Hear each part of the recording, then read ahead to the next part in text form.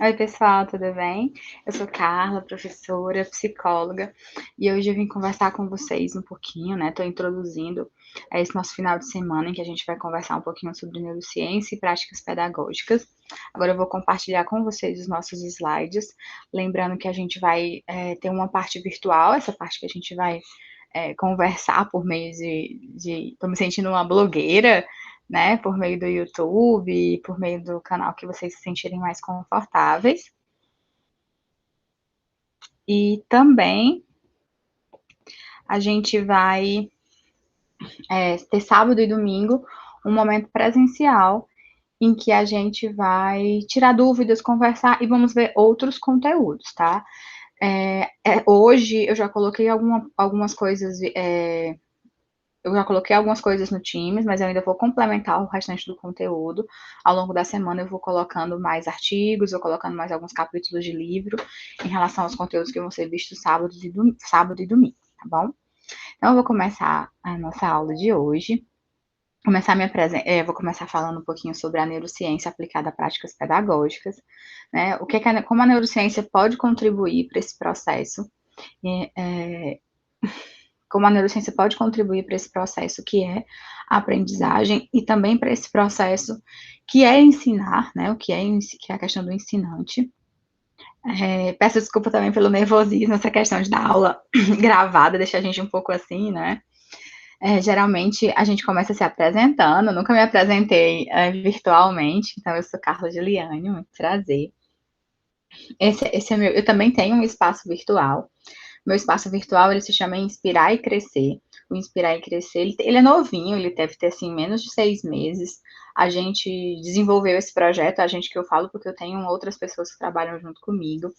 Eu realmente acredito, como eu falei para vocês, eu sou psicóloga, eu realmente acredito que o meu papel, tanto como professora, como o meu papel como psicólogo, ele é sobretudo inspirar as pessoas. E por quê? Porque o que a gente pode fazer é inspirar e torcer para que elas cresçam, né? Tanto como psicóloga como professora, a gente pode plantar a semente, né? Trazer alguns adubos, mas de fato o crescimento ele vai depender se a pessoa quer aceitar, vai depender o quanto a pessoa quer investir nisso, e por acreditar nisso, a gente criou esse espaço. Acredito sim que a terapia, ela modifica as pessoas, acredito sim que a educação modifica as pessoas, mas acredito que o nosso papel nesse processo é realmente um papel de inspiração, que todo o processo duro e árduo é responsabilidade do sujeito. Então, nesse espaço a gente troca ideias, nesse espaço a gente traz conteúdos, inclusive acho que para professores é bem interessante, então, ele é um perfil profissional. Em relação à minha formação, inclusive nessa aula, acho que no finalzinho da aula virtual, eu até vou trazer um pouquinho da minha formação, eu vou trazer um pouquinho da minha tese de doutorado, que foi voltada para essa questão do processo escolar, em especial do processo que diz respeito às questões de violência. A minha formação dentro da psicologia sempre foi voltada para a questão da criança, para a questão do adolescente, e eu tenho muito interesse na questão da criança no processo de formação, da educação, e é por isso que eu estou aqui hoje, né? É, Além disso, eu também trabalho com psicomotricidade, com neuropsicologia, e acredito que a gente está sempre aprendendo. Então, a aprendizagem, para mim, é uma das coisas mais importantes e mais interessantes da constituição do sujeito. Eu queria muito apresentar para vocês esse vídeo. Vocês conseguem encontrar facilmente esse vídeo no YouTube, no qual o Drauzio Varela, hoje está todo mundo aí vendo os memes do Drauzio Varela, né? Todo mundo com saudade de dar um rolê, né, minha filha? Tudo agora é, né, minha filha, alguma coisa. E esse vídeo vocês vão encontrar facilmente no YouTube. O título é Doenças Psiquiátricas Modernas, né? O Drauzio Varela, ele é um super blogueiro, né? Um blogueiro de saúde, e ele tem vários vídeos bem interessantes.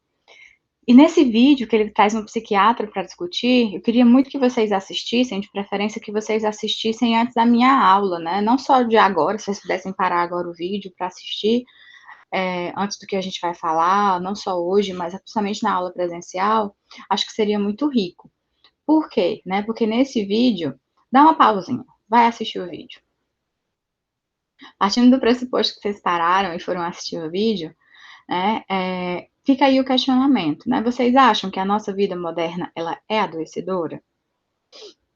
Vocês acham que a gente está preparado para enfrentar os problemas que a vida traz? Né? Vocês acham que, de fato, os posicionamentos, né? Vocês são educadores, acredito eu, em maioria, embora a gente ainda não tenha se conhecido, partindo do pressuposto do perfil das outras turmas, em geral, somos todos professores. Então, vocês acham que os pais, a família e a escola estão preparando as crianças, os adolescentes, para enfrentar as dificuldades da vida moderna? Vocês acham que hoje as pessoas estão patologizando movimentos que até então a gente não considerava movimentos adoecedores, que até então eram considerados movimentos normais?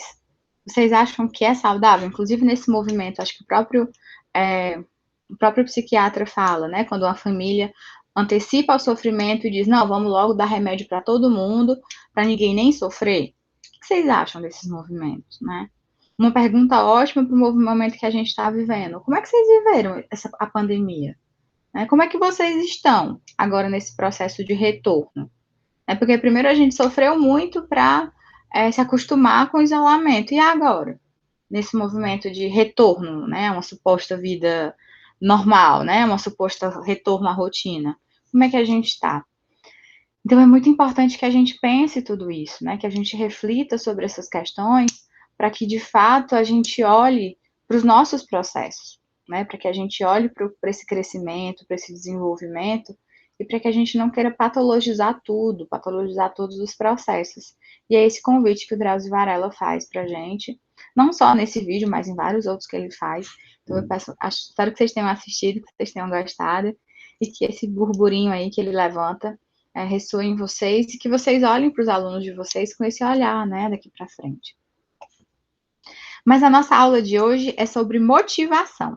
Esse slide está trocado, era para ser esse primeiro, e eu ia perguntar para vocês agora, né? Afinal, o que é que motiva vocês? Vocês podem me dizer o que é que motiva vocês?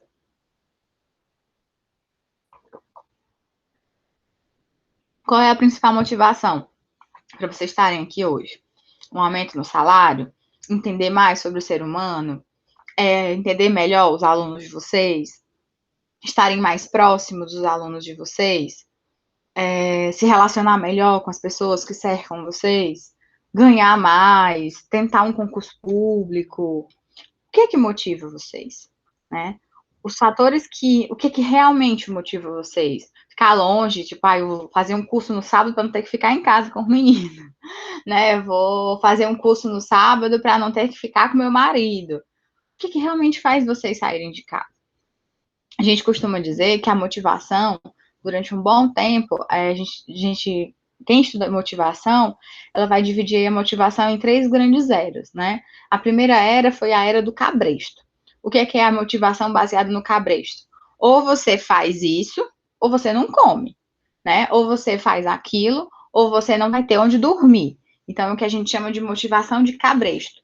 Uma motivação baseada na tortura, uma motivação baseada no toma lá da cá, necessidade à próxima, né? No tipo, uma coisa bem apertada mesmo, né? Então, essa foi a primeira era das motivações, quando a gente pensa em motivação, nos métodos que eram utilizados. Na segunda era nos estudos de motivações, de entendimento de motivações, a gente vai trabalhar na questão das necessidades, né? Então, assim, o que é que você precisa, né? Então, as pessoas foram trabalhar ali para poder viver, a motivação das pessoas teriam relações com as suas necessidades. Eu preciso para viver melhor, de um emprego melhor. A minha necessidade é ter um carro mais confortável para poder viajar. E na terceira era das motivações, quando a gente pensa em motivação, a gente chama que é a motivação baseada no propósito. Inclusive, eu vou falar um pouco mais sobre isso para vocês no final dessa aula de motivação. Que é a motivação baseada naquilo que dá sentido à sua vida. Vocês já devem ter ouvido muito falar sobre propósito, né? Eu brinco que é a palavra da moda, que é o propósito. Então, o propósito é aquilo que dá sentido. Você fazer alguma coisa pelo que dá sentido à sua vida. E por que a gente fala hoje que a gente está vivendo a era do propósito, quando eu falo da motivação?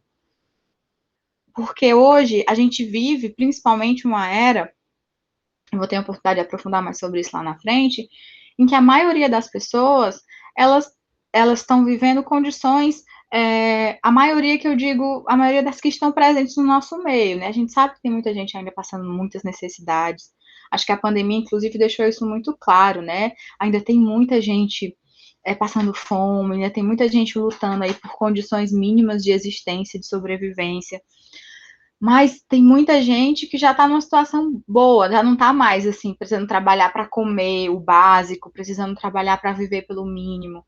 Então essas pessoas já não são mais motivadas pelo cabresto. Essas pessoas já não são mais motivadas pela necessidade. Essas pessoas já estão lá, para elas serem motivadas, elas já estão sendo motivadas por essa questão do propósito, que é o que eu vou trabalhar com vocês daqui a pouco lá na frente. Mas quando a gente fala em motivação, eu não posso deixar de falar sobre um teórico americano que vocês já devem ter ouvido falar, que ele é muito famoso pela pirâmide, né? Que é o famoso Abraham Maslow. Maslow, gente, foi um psicólogo americano que ele foi tentar compreender o sujeito, ele foi tentar compreender o ser humano, mas a partir de um olhar que ele estava inserido na sociedade, né? Diferente de alguns outros psicólogos, que vocês já devem ter ouvido falar, inclusive Maslow faz várias críticas a esses psicólogos, tentava entender o humano fora dos seus contextos, a partir da sua psique, a partir do seu inconsciente. O Maslow tentava entender esse sujeito dentro das suas estruturas sociais. Então, Maslow, ele vai estudar esse homem inserido, né, dentro da sua organização social, estrutural. Então, ele vai entender esse sujeito a partir da sua dinâmica, né? A partir da sua realidade, da sua vivência do dia a dia, do seu comportamento. E isso faz com que Maslow vá estudar esse homem que se relaciona no dia a dia. Então, o Maslow, ele vai também entender esse homem que deseja, né? Esse homem que vai tentar entender os seus impulsos, as suas necessidades, e também esse homem que tem gratidão pelas coisas. A gente fala que está muito na moda, né? Essa coisa da gratidão. Tem muitos livros falando do poder da gratidão, inclusive é importante sim que a gente seja grato, né? A gratidão, ela vai despertar em nós, seres humanos, uma série de neurotransmissores que vão trazer bem-estar, né, que vão trazer calma e sentimentos positivos para nós. E um ser humano que não agradece, que não se sente privilegiado pelas coisas que tem, ele, de certa forma, nunca vai conseguir ficar em paz, né? E o Maslow, ele vai trazer que esse indivíduo, ele está integrado, né, e ele está organizado dentro desses processos estruturais. O Maslow também, ele vai tentar ver esse sujeito integrado nessa sociedade, mas de forma organizada e hierarquizada. É por isso que o Maslow, ele é muito conhecido pela sua teoria da pirâmide de Maslow, que eu vou já mostrar para vocês, né? E nessa pirâmide de Maslow, ele vai tentar principalmente organizar uma estrutura que ela é hierarquizada. Então, para eu poder ir para o próximo nível da pirâmide, eu preciso ter respondido ao nível inferior para poder chegar no próximo. E Maslow também vai trazer que para eu poder compreender, né, a existência de dos motivos da hierarquia, eles vão estar ali relacionados à cultura, vão estar ali relacionados aos desejos, nossos desejos humanos, eles estão relacionados à nossa cultura, né, eles estão relacionados às nossas vivências, que as nossas experiências do dia a dia.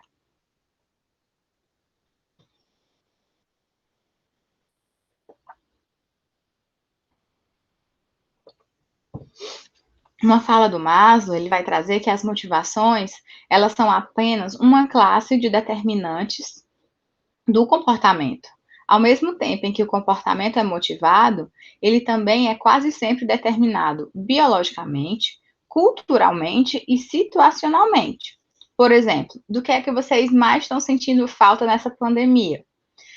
Deixa eu ver se eu adivinho. Talvez a maioria de vocês esteja sentindo falta de ir pra praia, né? Esteja sentindo falta de ficar na calçada, conversando com os amigos. Esteja sentindo falta de um churrasquinho na esquina. Deixa eu ver o que mais. Do centro fashion. Provavelmente alguém que mora em outros países, né? Alguém que mora num lugar, por exemplo, Curitiba, as pessoas não ficam sentadas nas calçadas lá em Curitiba. Então, provavelmente as pessoas de Curitiba não estão sentindo falta disso, devem estar sentindo falta de outras coisas. Por exemplo, a gente está sentindo falta do churrasquinho. Talvez em outros locais as pessoas estejam sentindo falta, sei lá, do chimarrão. Porque as pessoas lá no sul bebem muito chimarrão, porque lá é frio, o chimarrão esquenta, lá todo mundo anda agarrado com uma garrafinha de chimarrão. Então, os nossos desejos também estão relacionados à cultura. Dificilmente um cearense vai ter vontade de beber chimarrão, porque aqui ninguém nem bebe chimarrão. A gente sabe nem que gosto tem. Então, dificilmente um cearense vai sentir falta de beber uma coisa que nunca bebeu, né? Uma criança cearense vai sentir falta de comer uma comida que nunca comeu. Então, os nossos desejos, eles também estão relacionados, né? E as nossas motivações também estão relacionadas às nossas situações culturais, obviamente, às nossas questões biológicas, e também às situações às quais estamos inseridos. Um outro conceito importante, eu não sei se vocês conhecem essa moça, né? O nome dela é Mary Kondo. Vocês já ouviram falar nela? Inclusive, ela tem um como é que chama, gente? Um seriado? Acho que é um seriado. Na Netflix. Eu super indico que vocês assistam, né? É bem legal, eu já assisti. Essa moça, ela desenvolveu um método chamado método KonMari, que ela, segundo ela, você pode ser feliz se você for mais organizado. Então, quando a gente fala de motivação, o Abraham Maslow, ele tem um conceito chamado conceito de meta-necessidades. Segundo Maslow, esse conceito de meta-necessidades, ele tem por base a ideia de que as pessoas, elas vivem em condições de gratificação de suas necessidades básicas. Ou seja, é o que eles vão chamar de valores S, né, que seriam a verdade, a beleza, a justiça, a perfeição, a integração, a unificação, tendência à direção, à unidade e ordem. Então, segundo Maslow, esses valores S, essas metas necessidades, realmente podem te motivar e realmente podem deixar a sua vida mais alegre, mais leve, mais feliz. Então, segundo a Mary Kondo, né, seu método KonMari, e realmente ela traz, acho que vocês já devem ter sentido isso, né, assim, quando vocês arrumam a casa, estão lá super cansados, dão aquela, tipo, ai, realmente, minha casa tá limpa, arrumada, eu estou mais feliz, né. Então, realmente, esses valores, que ele vai chamar de valores S, realmente trazem um bem-estar para a gente, né? E o Maslow vai trazer isso como uma necessidade básica. Tem uma outra necessidade básica que eu destaquei agora, que até então a gente não ligava muito, que eu trouxe até o álcool em gel como exemplo, né? Que são o que a gente vai chamar de contramotivações ou contravalores, que é o caso do medo, né? O medo, ele também é o que a gente vai chamar de valor S. Lembrando que quando eu falo de valor S, eu estou falando de meta-necessidades, né? Então, o que seria essas metas, essas contramotivações? É o medo. Eu tenho medo de ficar doente, então eu uso máscara. Eu tenho medo de ficar doente, então eu passo álcool em gel. Eu valorizo coisas que eu não valorizava antes. Eu passo a cuidar de coisas, tipo lavar o arroz quando eu chego em casa, passar produtos de limpeza em coisas que antes eu não passava, porque eu não tinha medo quando eu chegava do supermercado. Então, a motivação, ela também traz essas que a gente vai chamar de contravalores, né? Dessas contramotivações. E também, quando eu falo em motivação, uma das temáticas mais comuns é a motivação no trabalho. A grande maioria dos autores, inclusive o próprio Abraham Maslow, o mais comum é a gente ouvir falar dele na administração, né? A gente ouve falar dele nas ciências sociais, principalmente na psicologia organizacional. As pessoas trabalham muito, estudam muito esses teóricos para motivar as pessoas. Vocês já devem ter participado de alguma palestra motivacional, né? Inclusive, eu indico para vocês, esse rapaz tem um curso de reaprendizagem criativa, que no período da pandemia está gratuito, né? Quem tiver um tempinho, quem gosta dessa temática, o Murilo Gun tá com esse curso aí gratuito para vocês. E o Murilo Gun, e quem estuda essa questão da reaprendizagem criativa, ele vai trazer que a motivação e a criatividade, elas vão trabalhar ali muito interligados, né? Assim, a motivação, ela pede que eu seja criativo, né? E ele vai trazer que a criatividade é a imaginação acontecendo, né? E a nossa imaginação, ela tem muito pouco espaço para existir. Principalmente, e para vocês que trabalham com crianças, vocês sabem bem disso, né? Uma das coisas que as crianças mais têm é a espontaneidade. E à medida que a gente vai crescendo, as pessoas vão tirando da gente a nossa espontaneidade. Então, o que é que acontece? No nosso processo de nos nossos processos de trabalho, a gente não consegue ser tão espontâneo, né? As pessoas tiram da gente ali um pouco, a gente não pode se comportar, a gente precisa, desculpa, a gente precisa se comportar, a gente tem medo de falar alguma coisa e fracassar, a gente tem medo das pessoas não acolherem as nossas ideias, a gente vai se poldando, e a gente não vai sendo mais tão espontâneo, naturalmente não vai sendo tão criativo, e aquele trabalho vai ficando chato, e aquele trabalho vai perdendo a graça, e a gente vai entrando ali numa rotina chata, e a gente vai perdendo um pouco da motivação. Então, hoje, muitas empresas, né, muitas multinacionais e a própria escola, né, vem buscando muito a motivação, e em especial vem buscando muito a criatividade como uma ferramenta, como uma alternativa para ajudar as pessoas a produzirem, né, a saírem da caixinha, literalmente, e produzirem coisas novas e coisas criativas. Então, fica aí a dica do curso do Murilo, para quem está querendo aí pensar fora da caixa. O Abraham Maslow também trouxe, quando ele vai falar sobre a questão do trabalho, como eu falei, ele é muito utilizado pela administração, porque ele vai pesquisar muito sobre a questão do trabalho. Lembrando que o Maslow é americano, né? Então, o povo americano é um povo que estuda e valoriza muito a questão do trabalho, né? Então, ele vai trazer que o trabalho, ele é autorrealizador. Para Maslow, o trabalho, ele vai preencher ali um self, né? Quando eu estou falando de self, eu estou falando do seu eu mais interno, né? Do seu eu psíquico. Então, ao mesmo tempo que ele vai também atingir um estado de perda de si mesmo. Aí eu trouxe até o exemplo do Papa, né? Por que eu trouxe o exemplo do Papa?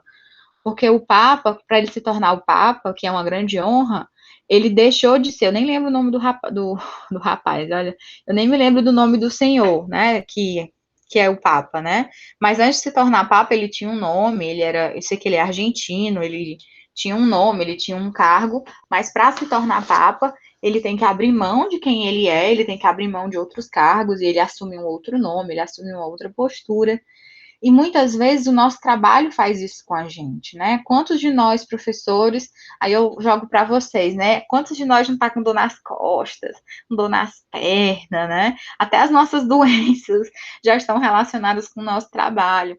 Então, ao mesmo tempo que a gente ama ser professor, que a gente ama sair por aí palestrando, a gente também não vai, a gente vai, esse nosso trabalho vai nos preenchendo, fazendo parte de nós, e ao mesmo tempo ele vai nos tomando, né? Ele vai tomando parte da nossa vida muitas vezes de uma forma negativa, que a gente não consegue falar de outras coisas, que a gente não consegue fazer outras coisas.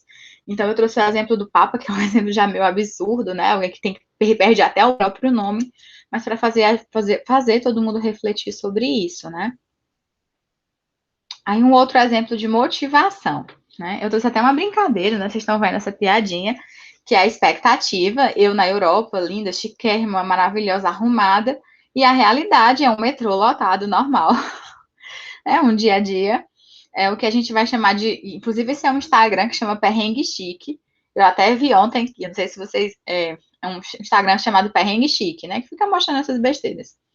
E para falar um pouco da reclamação de alto nível, né, que muitas vezes a gente vê esse tipo de reclamação e considera essas reclamações, elas também têm que ser utilizadas, elas também precisam ser validadas, né, para indicar pré-condições de satisfação para tornar uma reclamação possível. Na minhas turmas de graduação, quando a gente vai trabalhar a motivação, eu sempre gosto de fazer o seguinte, né, eu peço para os meus alunos irem entrevistar outros alunos da faculdade para saber o que é que está faltando na vida deles, né, assim, primeiro pergunta para eles o que é que motiva eles a saírem da cama e qual é a coisa que eles mais sentem falta. Então, a gente consegue prever mais ou menos, né, em que área da pirâmide de Maslow eles estão. Então, é importante, né, que a gente escute todas as reclamações, né, é importante que a gente perceba, que a gente valide também, porque naturalmente, mesmo as pessoas que estão na parte mais alta da pirâmide de Maslow, elas também têm reclamações. Agora eu vou mostrar para vocês a pirâmide de Maslow, tá?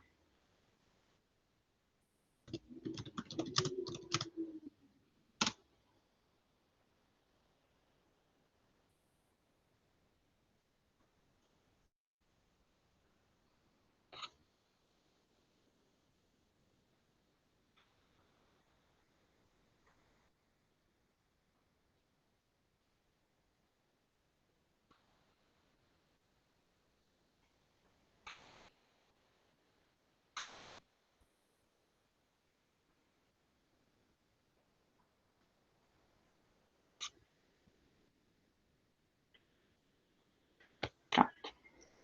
Essa aqui é a famosa pirâmide de Maslow. A pirâmide de Maslow, como vocês podem ver, ela é, ela tem formato de pirâmide. Ela é pirâmide porque ela vai diminuindo nas suas quantidades. A sua base geralmente ela é mais larga e ela vai e ela precisa, como eu falei para vocês, ter as suas necessidades básicas atendidas para você precisar da próxima. Então lembra quando eu falei que meus alunos iam perguntar e a partir do que a pessoa respondesse a gente tinha ideia de onde é que elas estavam na pirâmide? Então, assim, infelizmente, essa pandemia, por exemplo, mostrou que a maioria da população ainda está na base da pirâmide, né? A maioria das pessoas, elas ainda estão ali, né, buscando emprego, recursos de moradia, né? A maioria das pessoas ainda estão buscando por saúde, por remédio, por uma vaga no hospital. Então, de fato, muitas pessoas elas ainda estão sofrendo ali da base. A base, de fato, ela está falando das questões fisiológicas básicas, né? Como comida, água, sono, ter acesso, né, a saneamento básico, as coisas bem básicas de saúde.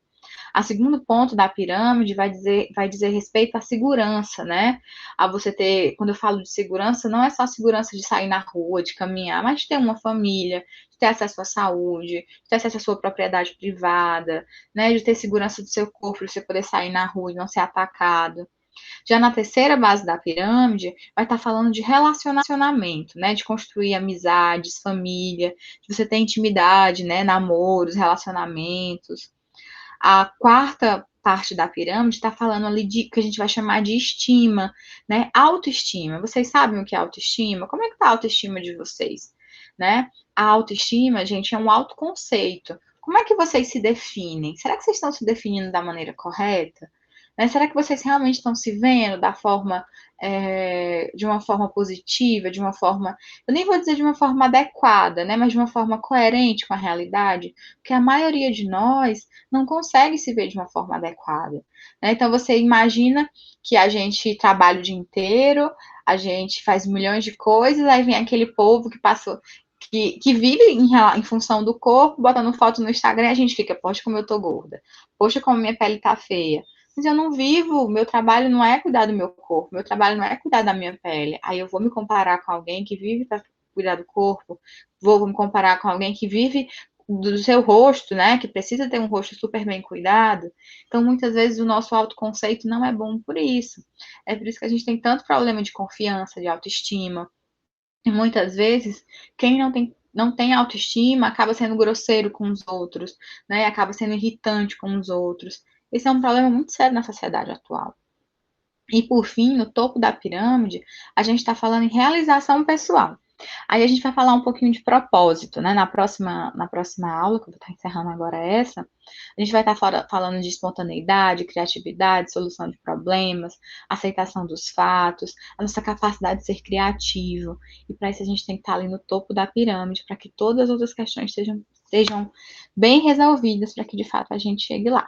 Espero que vocês tenham gostado. A gente segue lá no próximo módulo. A gente vai falar um pouquinho de propósito, tá bom? Até daqui a pouco.